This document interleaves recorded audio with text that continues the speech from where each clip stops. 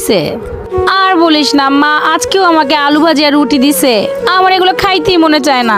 মনে হয় আন্টির কোনো কাজ ছিল, তাই হয়তো তাড়াহুড়ো করে এগুলো বানাই দিছে। প্রতিদিন তো টাকা নিয়ে আসিস, বাইরে থেকে কিনে কিনে টিফিন খাস। বাড়ির খাবারে না মায়ের ছোঁয়া থাকে, মায়ের ভালোবাসা থাকে। তোর যা ইচ্ছা মন মতো কিনে খাস, তাই তো তোর ভালোই লাগবে। আচ্ছা দে, তোর খাবারটা আজকে আমি খাই। খাবি? নে, অনেক মজা। তোর বার্গারটা না সেই মজা।